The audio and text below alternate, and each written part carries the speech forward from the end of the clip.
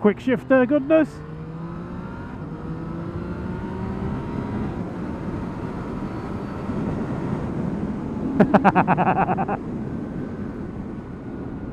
I want a quick shifter on my bike.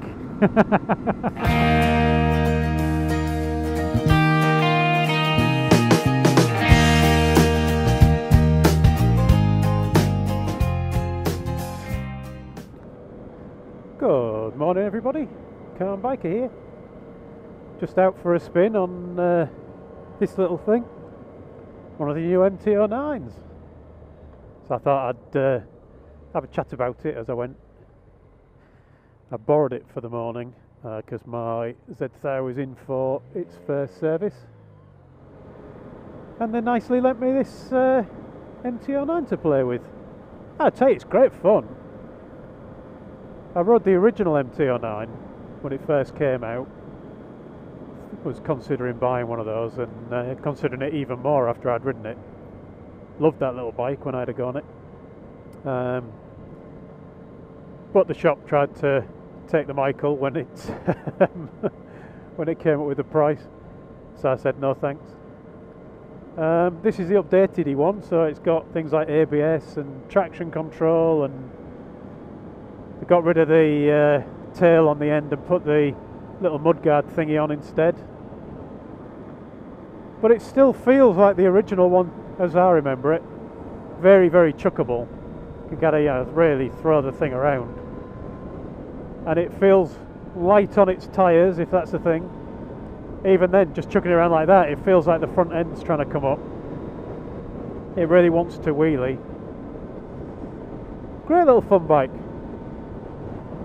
So I'm just taking it back to the shop now. I've had it for the morning, just to get me back to the office. And I'm just taking it back, and I think I'm going to go down the twisty-turny way on the way back, because it's my lunch break now, so I might as well make the most of it. Oh, it's also got a quick shifter. I'm not sure what I think about all these electronic bits and bobs.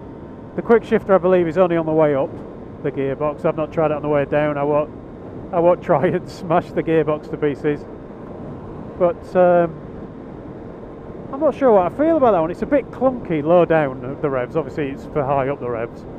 And then when you get high up the revs and you're using the quick shifter to go up 2 gears, and you're, well, you're playing hard and fast with the speed limits, I have to say. But there is something quite cool about kicking it up a gear and your right hand doesn't even twitch. You do feel like a bit of a Maverick Viñales or a Valentino Rossi coming up the box. Just could do with a little bit more power, but I suppose that's what an MT-10's for. Now I have to say as well, the exhaust on this sounds terrible. If you're going to get one of these, you need to get the one with the Akrapovic. I was talking to Lee the other night. He's just bought himself an MT-09. Black thing, very nice looking machine. And I think he's enjoying it a lot more than he was enjoying his Speed Triple.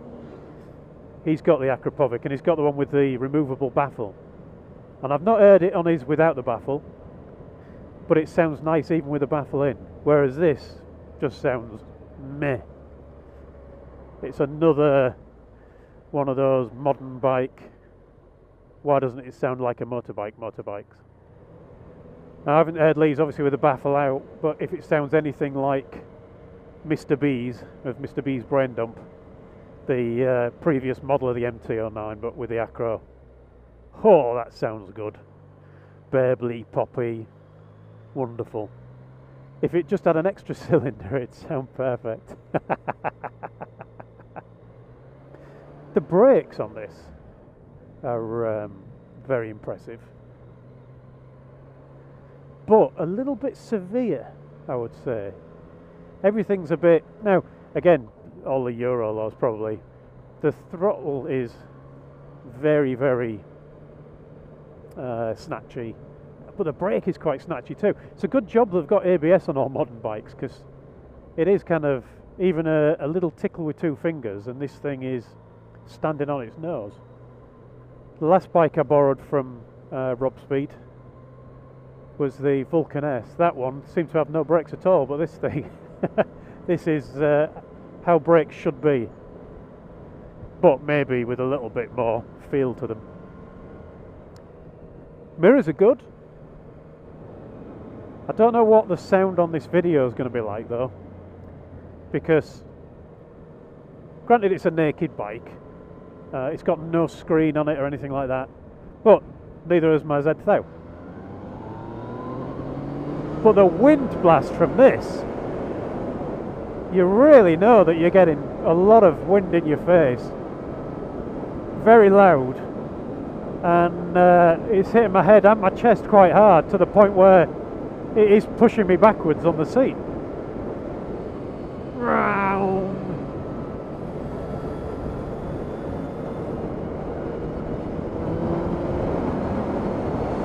Overtakes well though.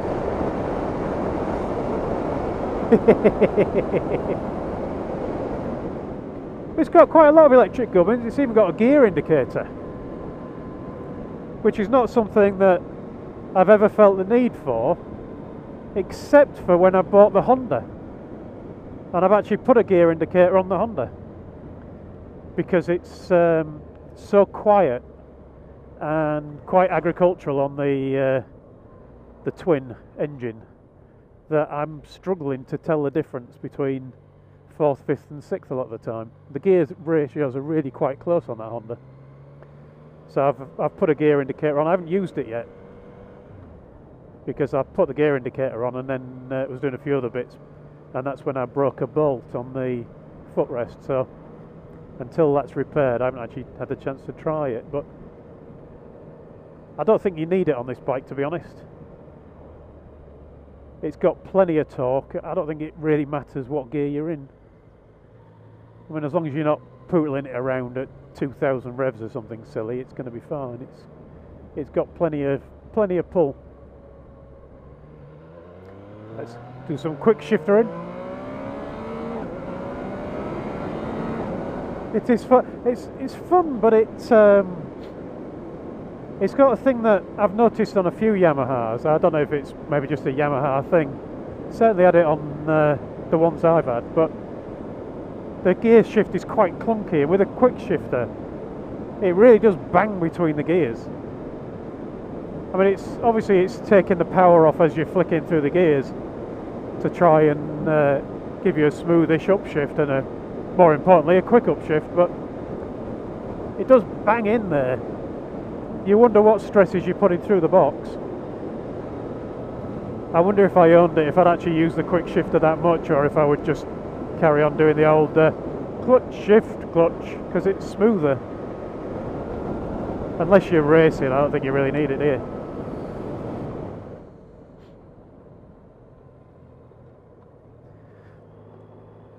The brakes are definitely good enough that it needs some kind of tank gripper, at risk of putting weight on the bars for heavy braking rather than transferring it to the tank through my own knees. It's a really narrow tank as well, so it's quite tricky to get a good grip on. Well, it widens out well, so probably if I started sliding forwards I'd be able to grab it again. One thing that is weird is the engine cover on the right hand side.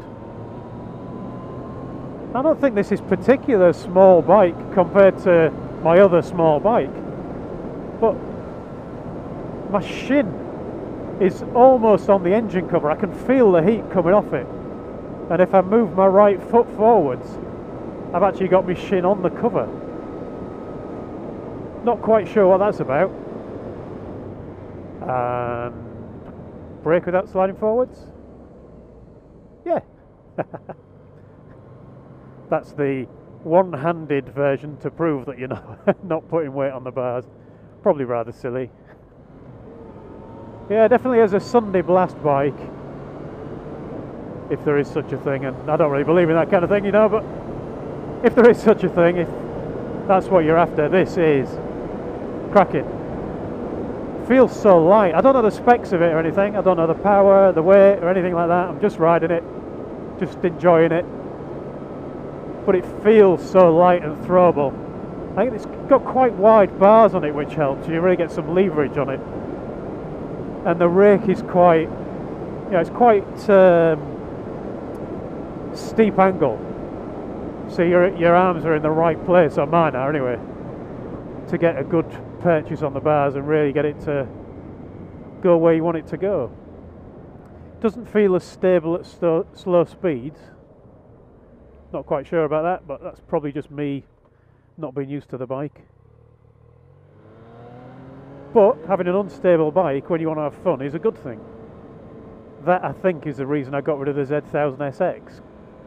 The reason people, or some people, like it is because it's so stable, and I found that a bit boring. I suppose what I should do is find somewhere to pull over and do a quick walk around of it. Show you what it looks like. This is what it looks like. Do it on my phone so they don't get all distorted. 2017 MT-09. Got that race blue. I do like them blue wheels. Remind me of them ones I had in the XJ6.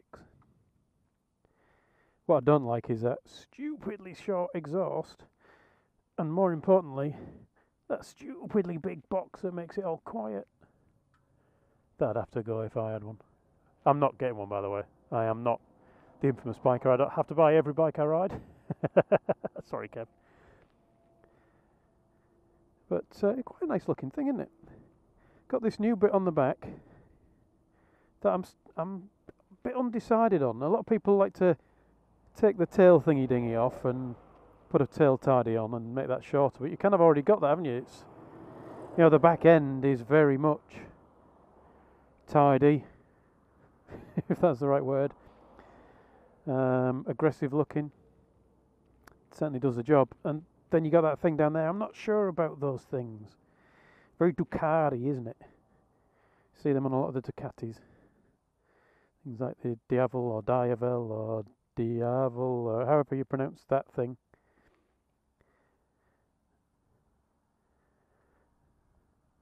It's quite a nice looking thing. I'm not sure about the face. I can see what they're trying to do. They're trying to get that kind of Yamaha MT look. The MT-10, I think, well, I was going to say gets it right. I'm not sure. I'm not sure if the MT-10 gets it right or not. The MT-10 to me, it has those eyes of the headlights, and it has the little bits above, doesn't it? That look like eyebrows. And to me, it always looks like Johnny 5 at a short circuit. MT-10 is alive. Here's what I was saying about the cover, the engine cover. That is large, sticks out a lot. I mean, you can see the width of it, and see how close it is to the pegs. As I say, my shin was kind of rubbing up against it, which is a bit weird. But all in all, quite like it, quite like it. Nice looking thing. And as I say, it goes all right.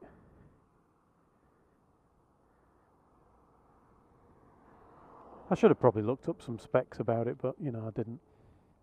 It comes with many stickers, so you can know that you're data protected, and also know that you must put petrol in it to make it go. Why did it just... How stupid do you have to be? You don't fill bikes up with diesel, do you? Yeah, there you go. That's what it looks like. Another in-depth bike review from Car Biker. Yeah, I'm going to take it back and get my one back. I still prefer my one. So, thank you for watching, everyone. Ride safe, and I'll talk to you all again soon.